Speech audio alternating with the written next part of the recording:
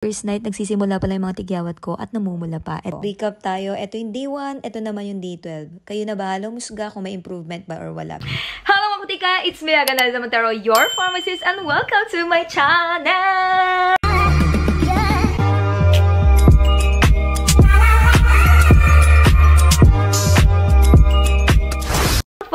Finally, mag-upload na naman po tayo sa ating YouTube channel. Sana magtuloy-tuloy na po ito. Pero nakikita nyo naman na po sa thumbnail, gagawa na po natin ng review. Itong paggamit ko ng Brilliant Skin Essentials. So, pang 16 na araw ko na po ngayon. Papakita ko sa inyo yung compilation ko from day 1 to day 7. And kayo na magsasabi kung may improvement ba or wala. So, yun na nga po. Wala nang sabi-sabi. Just keep on watching. Pisan natin sa box. Syempre, para malaman yung itsura, para hindi po kayo ma-fake dito. Ito po itsura niya ng box niya. Parang acrylic or something plastic type po yan, hindi po karton ha. Ang model po nila is si Andrea Brillantes. Pagpasensyaan nyo na para akong nagmamawis or something naglalagkit dyan kasi nga po hindi pa ako naliligo, hindi ko pa binubuksan yung electric fan namin kasi nga po baka maingay sa video. So, ito po yung itsura niya. Tapos, sa loob ng box na ito, merong 4 na product.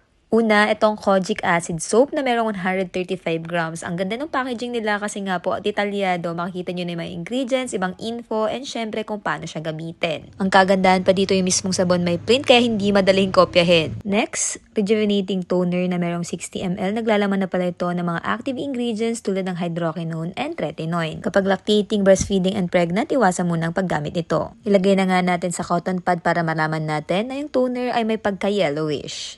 Next, itong Brilliant Rejuve Topical Cream na naglalaman naman ng 10 grams. And as you can see, meron din po itong hydroquinone and tretinoin. Meron na rin pala itong kasamang cute na spatula. Hindi ko alam kung ano yung specific kulay ng cream na to, pero ito yung gamit ko. Puti na may pagka-yellowish. And lastly, 10 grams ng sunscreen gel cream. Meron na itong SPF 30 PA+++. Kapag gumagamit kayo ng rejuvenating set, please lang wag na wag kayo magtitipid sa sunscreen. Color white nga pala ito, and gel cream yung kanyang type. Ito na nga yung first night ko sa paggamit ng Brilliant Rejuvenating Set. Pagkatapos ko maghilamos, ito na toner na ina-apply ko. Next, itong rejuvenating topical cream. Sa gabi lang din po ina-apply ito. Ito na nga ang aking first night sa paggamit ng Brilliant Rejuvenating Set. First night, nagsisimula pala yung mga tigyawat ko at namumula pa. Ito naman, kinaumagahan. Second night, walang irritation, walang pamamalat. Pero third day, may light makeup ako dito. Kita nyo naman, visible na yung pamamalat. Third day din, lumabas yung tigyawat ko sa noo, hindi dahil sa rejuve, kundi dun sa comedones. Fourth night, yung pamamalat sa mukha ko nababawasan pag naghihilamos ako. Nagiging visible lang kapag nag-a-apply ako ng powder. Ito yung 5th night, 6th night, and 7th night. Namamagay mata ko kasi ina-allergy ako dito. Recap tayo. Ito yung day 1, ito naman yung day 12. Kayo na bahala musga kung may improvement ba or wala. Pero para sa akin, nakikitaan ko siya ng improvement kasi nakikita ko naman yung difference sa picture. Ito nga pala yung night routine ko. Binasa ko lang yung face ko. Then, hindi ko dinadirect yung sabon sa aking mukha. Yan, kumukuha lang ako ng bulak. Tapos, yan.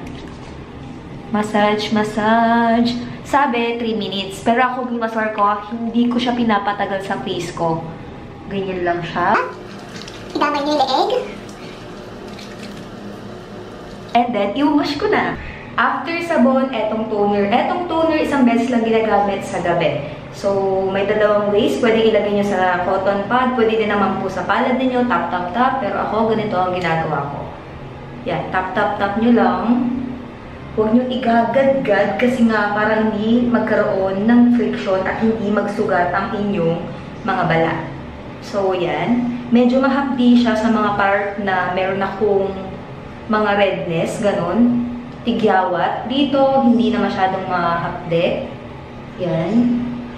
Pero, ganyan. Ganyan lang ako maglagay ng toner. Hindi na ako naglalagay sa leeg kasi nga mas sensitive yung leeg ko compare sa mukha ko. And lastly, sa aking night routine is itong rejuvenating topical cream. And yes, sa gabi lang din po ito ina-apply. Morning routine after maghilamos, utang na loob, wag na wag ninyong kakalimutan gumamit ng sunscreen. Nagre-rejuve ka para hindi ka magbukang tusino. Okay, recap tayo. Ito yung first night ko sa paggamit ng Brilliant Rejuvenating Set. May mga tigyawat, pamumula, and syempre, dark spots. Tignan nyo na yung aking before and papakita ko na sa inyo ang aking after. So, eto na nga po yung 16 day ko sa paggamit ng Brilliant Rejuvenating Set. Hindi ganun ka-perfect, pero nakikita niyo naman po, may improvement siya. Lalo na dito, kung makikita ninyo, naglighten yung aking tigyawat or something dark spots dito. Dito din. 'Di ba? Tapos, lalo na yung dito. Nakikita nyo pa ba? Hindi na siya visible kasi nga po, nag-flatten na siya. May mga tigyawat pa rin po ako dyan, pero yun na nga po, nakita nyo naman po yung improvement sa aking balat. 16 days pa lang po sa paggamit ng Brilliant Rejuvenating Set. So, humiyang siya sa akin pero hindi ko sinasabi. Disclaimer lang po na pwede siyang humiyang para sa lahat. Kung gusto niyo pong itry itong Brilliant Rejuvenating Set, dapat maingat kayo sa paggamit. Bawal po sa buntis, lactating, breastfeeding, and kung sensitive yung balat ninyo, syempre mag-patch test muna po kayo para malaman nyo kung wala kayong allergy sa mga ingredients na meron dito. And ayun na nga, isi-share ko sa inyo, mahapdi nga ba siya? Yes po, may pagkahapdi po siya pero tolerable naman. Kasi una po, hindi ko po binababad yung sabon sa mukha ko. Lagi ko pong sinasabi sa inyo, kumukuha lang ako ng bula, iwawash ko sa face ko, and then ilang segundo lang, iwawash ko na po siya. Hindi tulad nung nakalagay sa instruction nila, ibabad daw ng 3 minutes. Kilala ko po yung mukha ko, kaya hindi ko binababad ng 3 minutes yung sabon sa face ko. Ilang segundo lang, iwawash ko na. Pagdating naman po dito sa ating toner, ayan, pag nilalagay po natin yung toner natin sa cotton pad, pag i-apply po, swipe mo lang pataas, upward motion, something ganyan. Yan, pwede pang pangalawa, tap mo lang, ganyan. Kasi nga po, kapag igagad-gad mo yung ating, sa ating mukha, pwede po yan mag-cause ng friction, pwede pong mamula yung mukha ninyo. So, ako, tatap-tap ko lang or something upward motion. Pangatlo, pwede nyo ding ilagay yung toner sa palad ninyo. Yan. Tapos, tap nyo din. So, sa pamamagitan yan, maiiwasan nyo yung pamumula ng yung mga mukha or something, maiwasan nyo yung irritation. Pero depende na lang kung may allergy talaga or something hindi nyo hiyang yung isang produkto ha. Kahit naman itap-tap nyo or something swipe nyo lang na ganyan. Kung hindi talaga kayo hiyang, pwedeng mamula yan. So, mas maganda talaga na mag-patch test kayo. Papakita ko sa inyo yung daily routine ko. So, sa umaga po, 2 step lang po tayo. Magwa-wash tayo gamit itong kojic acid soap. After po nyan, kapag nagre-rejuve tayo, utang na loob, wag ninyong kakalimutan gumamit ng sunscreen.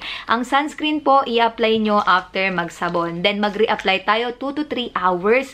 Syempre, pag nagre-rejuve tayo, mas sensitive yung mukha natin. So, wag natin kakalimutan magdala ng sunscreen natin. And after naman nito, yun, pwede na ako mag-apply ng makeup ko or something light makeup. Ayun yung ginagawa ko sa morning. Sa gabi naman po, sabon. Yan. 2 times a day ang paggamit ito, sa umaga, then sa gabi. Kojic acid soap.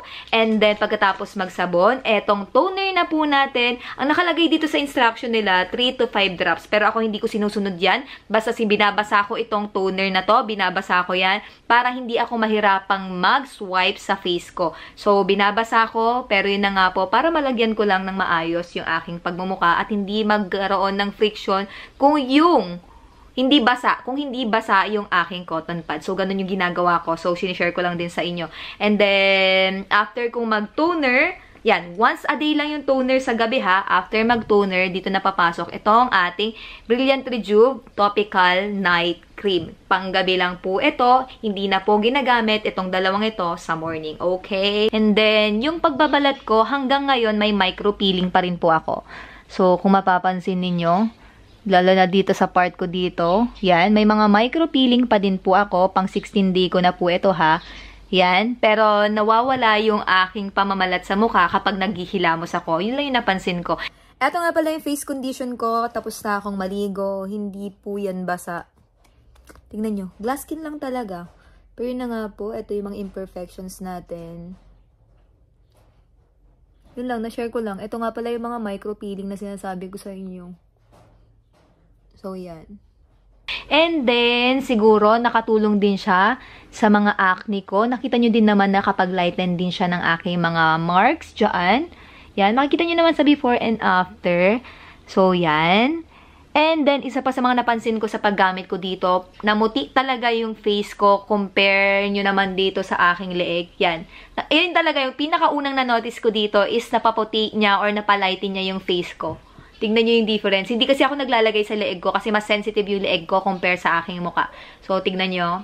namuti talaga yung face ko. Ayun lang naman yung na-notice ko dito. And ipagpapatuloy ko pa siya hanggang sa maubos ko sa yung isang set. Ang maximum pala sa paggamit ng ating rejuvenating set is 2 months. So, kapag okay na yung face natin, gumamit na tayo ng mga maintenance sets. So, hindi kasi pwedeng pang long-term use ang ating rejuvenating set. So, yan lang po.